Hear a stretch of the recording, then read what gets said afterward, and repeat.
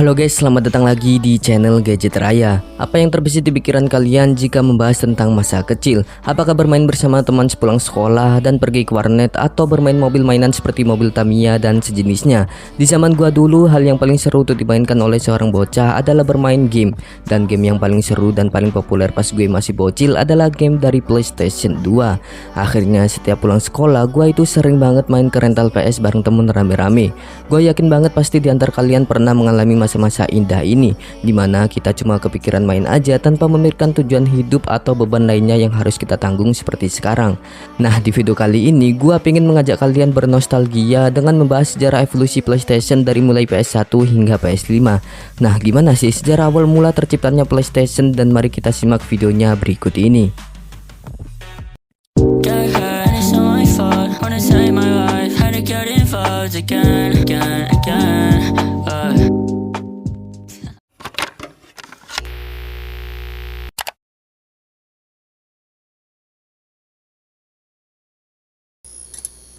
PlayStation adalah konsol buatan perusahaan kenamaan asal Jepang yang bernama Sony. Sony sendiri didirikan setelah berakhirnya Perang Dunia Kedua, tepatnya pada tahun 1946 oleh orang yang bernama Masaru Ibuka dan Akira Morita. Pada awalnya, perusahaan ini bernama Tokyo Shushin Kogyo alias Tokyo Telecommunication Engineering Corp. Hingga pada pertengahan tahun 1950-an, perusahaan ini berencana melakukan ekspansi global. Namun sayangnya pada kala itu, sudah ada perusahaan Jepang lain yang sudah menggunakan inisial TTK. Alhasil mereka pun harus mencari nama baru buat perusahaannya. Mereka pun memutuskan untuk menggunakan nama Sony yang merupakan gabungan dari kata sonus yang dalam bahasa Latin artinya suara dan kata son yang artinya adalah anak laki-laki dalam bahasa Inggris. Mereka sengaja mencari nama yang tidak ada dalam bahasa apapun agar mereka dapat menggunakannya sebagai merek dagang mereka. PlayStation adalah ide dari Ken Kutaragi, eksekutif Sony yang memimpin divisi hardware. Sony pada awalnya tidak ada kepikiran akan merilis game konsol seperti yang kita kenal sekarang. Awalnya mereka hanya menyediakan komponen bagi produsen konsol lain seperti Nintendo. Hingga pada tahun 1988, Sony berhasil meyakinkan Nintendo untuk bekerja sama merilis Super Famicom atau yang lebih dikenal Super Nintendo Elementary System (SNES) untuk pasar barat. Dengan menggunakan media penyimpanan game menggunakan disk. Konsol baru ini pun sudah diciptakan oleh Sony, kemudian dipamerkan melalui ajang CES pada tahun 1991 dan mereka namai Nintendo PlayStation. Masalah pun muncul ketika Nintendo memutuskan untuk mengkhianati Sony pada hari yang sama ketika Sony memperkenalkan Nintendo PlayStation. Nintendo dengan sengaja mengumumkan kerjasamanya dengan Philips yang mana mereka juga merupakan pesaing Sony. Hal ini pun membuat Sony meradang. Memang, bahkan sebelum Nintendo mengumumkan kolaborasinya dengan Philips, hubungan antara Sony dan Nintendo memang sudahlah bermasalah.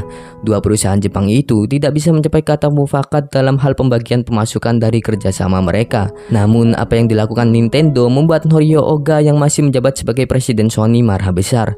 Nintendo dianggap telah mempermalukan Sony. Oga memutuskan bahwa Sony akan membuat konsol buatannya sendiri. "Kita tidak akan mundur dari bisnis ini," kata Oga dalam sebuah pertemuan yang diadakan pada akhir Juli tahun 1991. Dia lalu memerintahkan Kutaragi untuk melanjutkan proyek pengembangan konsol yang dia garap. Dengan ini Kutaragi sukses mendapatkan restu dari bos besar Sony untuk mengembangkan konsol buatannya yaitu PlayStation.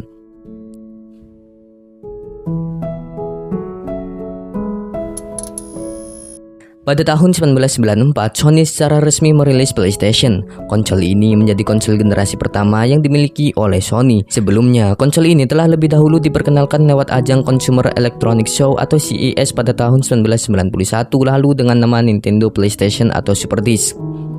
Pemilihan nama tersebut karena konsol ini telah menggunakan kepingan piringan CD dan tidak lagi menggunakan cartridge. Seperti yang sudah gua jelaskan di bagian awal, saat itu Sony juga menggait Nintendo dalam pengembangan konsol buatannya. Tapi kerjasama ini pun berjalan tidak mulus dan berakhir karena Nintendo mengkhianati Sony dengan memutus kerjasama dan tidak berniat untuk mengembangkan konsol hasil kerjasamanya itu. Sony kemudian merilis konsolnya sendiri. Hasilnya, penjualan konsol PlayStation berhasil sukses dengan antrean panjang di toko-toko gaming setempat, di mana Sony berhasil menjual 100.000 unit pada hari pertamanya dan kemudian 2 juta unit setelah 6 bulan beredar di pasaran. Sampai akhir tahun 1996, tercatat kalau lebih dari 400 judul game yang telah dikembangkan untuk konsol PlayStation buatan Sony ini. 6 tahun berikutnya, Sony merilis generasi PlayStation selanjutnya yang diberi nama PlayStation 1 atau PS1. PS1 memiliki spesifikasi yang sama dengan generasi yang sebelumnya. Yang membedakan PS1 dengan PlayStation adalah ukuran dan warnanya.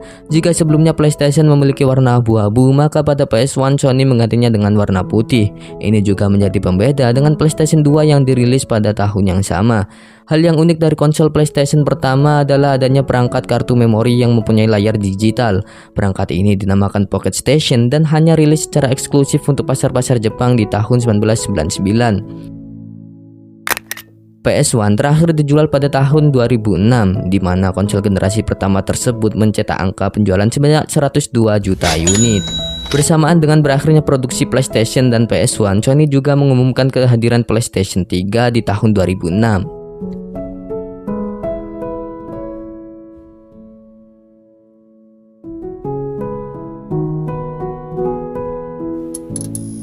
Sejarah PlayStation 2 juga tidak kalah seru. Tepat 6 tahun setelah Sony merilis konsol pertama mereka, kini rivalitas di dunia konsol generasi ke-6 resmi dimulai dengan kehadiran konsol PlayStation 2. Berbeda dengan sebelumnya, kini pada generasi kedua menggunakan media penyimpanan DVD untuk game disknya.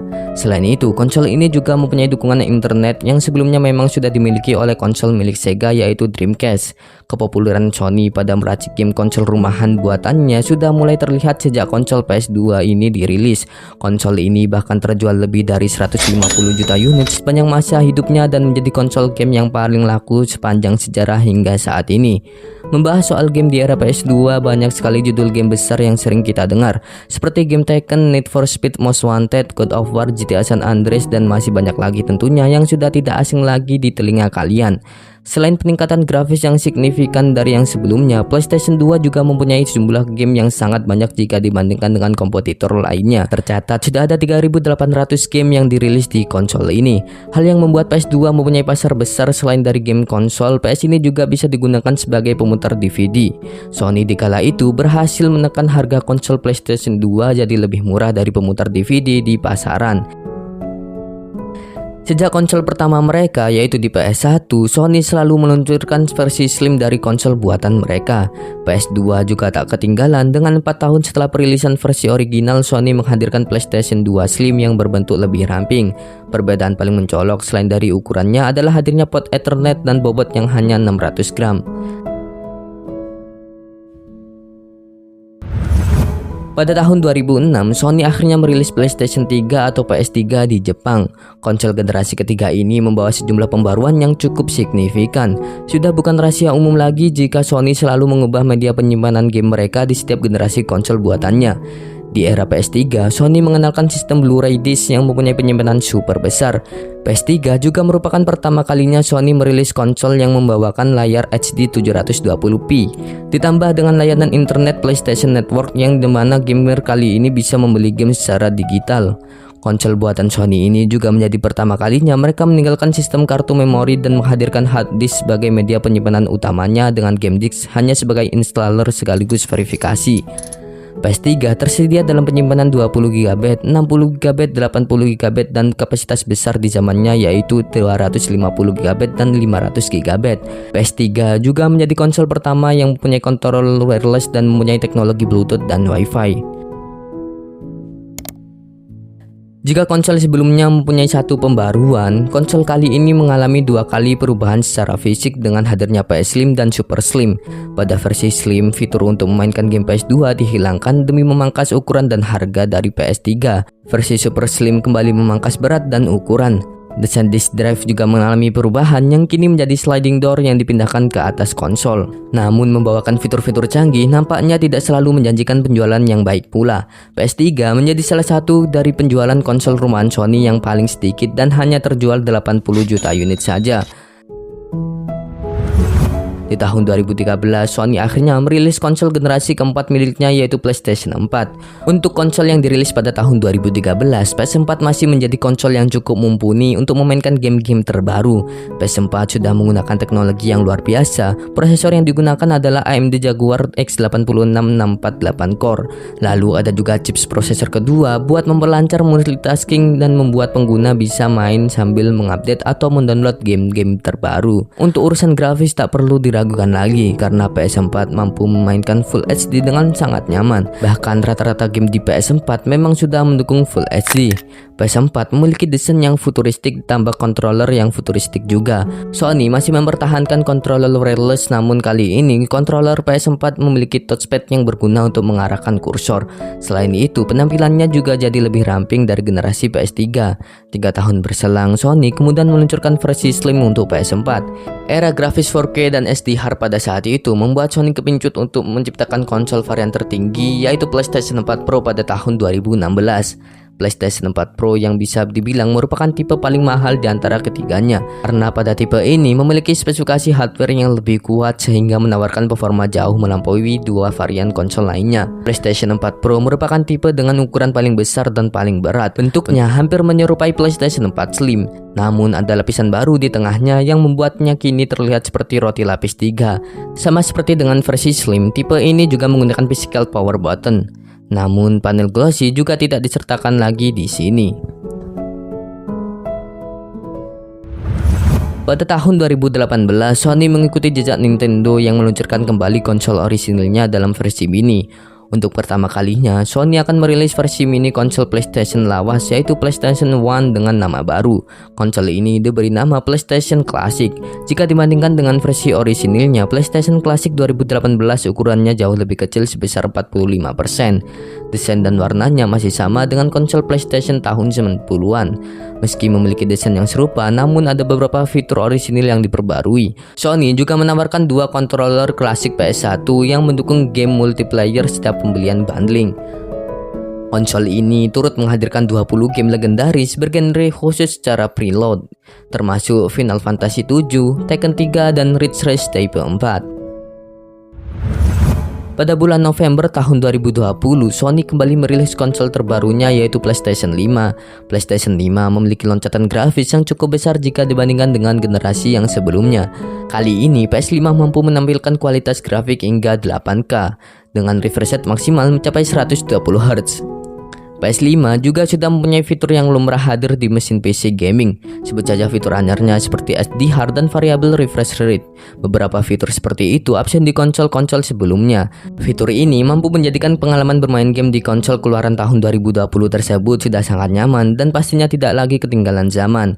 Dibanding dengan pendahulunya, PS5 kini dibekali dengan sejumlah peningkatan spesifikasi. Salah satu yang mencolok berasal dari komponen media penyimpanan yang kini menggunakan SSD. SSD sendiri seperti yang sudah diketahui memang memiliki kecepatan baca tulis yang lebih ngebut dibanding dengan HDD. Bahkan lead system dari PlayStation 5, Max Cerny, sempat mengklaim bahwa berkat SSD, PS5 hanya membutuhkan waktu 2,5 detik aja untuk memuat sebuah game. Adapun SSD PS5 berjenis custom dan memiliki ruang penyimpanan sebesar 825 GB, serta masih bisa diperluas lagi dengan SSD tambahan. Untuk sektor dapur pacunya, PS5 dipersenjatai dengan 8 prosesor AMD Zen 2 dengan inti CPU berkecepatan 3,5 GHz serta RAM dengan kapasitas 16 GB. Fitur lainnya yang menjadi keunggulan PS5 diantaranya adalah fitur backward compatibility yang memungkinkan pengguna bisa memainkan game dari PS4. Fitur ray tracing yang membuat pemain bisa merasakan pencahayaan game menjadi lebih realistis, serta fitur DualSense pada controller yang mana sudah menggunakan haptic feedback terbaru yang lebih dinamis sehingga bisa menyesuaikan secara otomatis dengan game yang sedang dimainkan. Ada dua model PS5 yang dirilis oleh Sony, yaitu PS5 versi reguler dan PS5 digital. Pengalaman game yang ditawarkan dari kedua versi PS5 tersebut sebenarnya sama saja.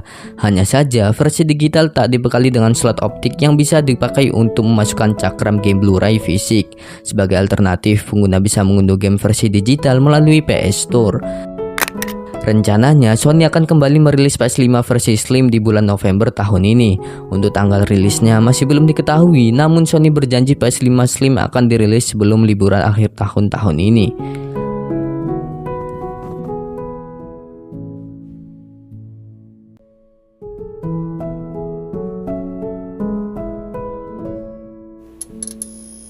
Tidak hanya membuat konsol rumahan, Sony juga merambah ke portable gaming. Pada tahun 2004, mereka merilis PlayStation Portable dan menjadi salah satu handheld gaming yang paling populer pada kala itu. Seperti konsol rumahan Sony pada umumnya, PSP juga mengalami berbagai revisi dari seri 2000, 3000, dan PSP Go yang mempunyai desain berbeda dengan model lainnya. Selain PSP, Sony juga merilis PS Vita di tahun 2011 sebagai generasi penerus handheld gaming buatannya. PS Vita juga menghadirkan layar sentuh yang berpanel OLED. Namun disayangkan penjualan handheld ini tak begitu sukses dan PS Vita menjadi handheld terakhir yang diproduksi oleh Sony. Dan mereka pun lebih memilih memfokuskan untuk mengejar bisnis konsol rumahan sebagai target utama mereka.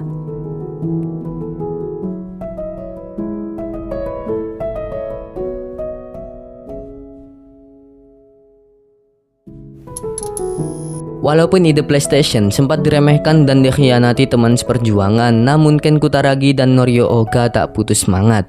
Justru mereka menjadikan keraguan dan pengkhianatan tersebut sebagai bahan bakar menuju sebuah kesuksesan. Mereka mampu membuktikan kepada dunia, wabil khusus kepada Nintendo, bahwa mereka juga mampu membuat produk konsol yang berkualitas, bahkan melegenda dan menjadi yang paling laris di dunia hingga saat ini.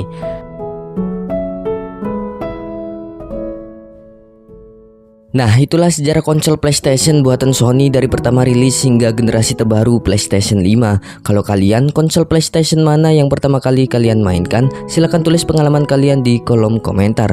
Sekian video pembahasan kali ini. Kalau ada penjelasan saya yang kurang tepat, bisa kalian koreksi di kolom komentar. Dan jangan lupa untuk subscribe. Sampai jumpa di video berikutnya.